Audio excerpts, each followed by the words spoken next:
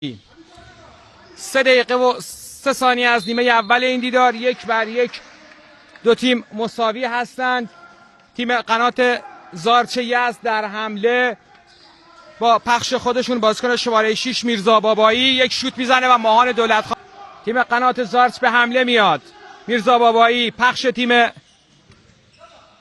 قنات زارچ برای علیزادگان، خودش میرزا بابایی میزنه و باز هم ماهان. اولین بار در این دوره از مسابقات هست که تیم فرازبام از حریف خودش عقب میفته. میرزا بابایی پاس برای گوشه راست خودش، یک تنه میزنه و اعلام خطا میشه پشت محوطه 9 متر. انصاری نیا،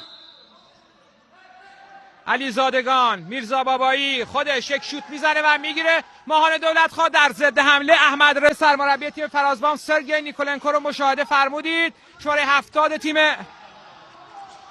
قنات زارچ توپ حسین پور خودش پاس برای میرزا بابایی و بازیکن گوششون شماره 70 ابوالفضل پاراجپور درون دروازه ماهان دولتخواه.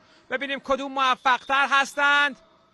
پرتاب رو انجام میده و در تقابل با سنگربان 16 ساله فرازبام یعنی ماهان دولتخواه بسیار زیبا. میرزا بابایی، حسین پور، یک فرصت و بازم مار کرد ماهان. مجدد پاراجپور، یک فرصت مهار میکنه.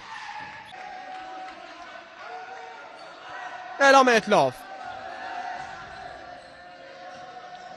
یک فرصت موفق نمیشه. شماره 11 پاراجپور میزنه و میگیره. ماهان دولتخواه در ضد حمله تزاری پس برای شماره 10 علیزادگان برای علیرضا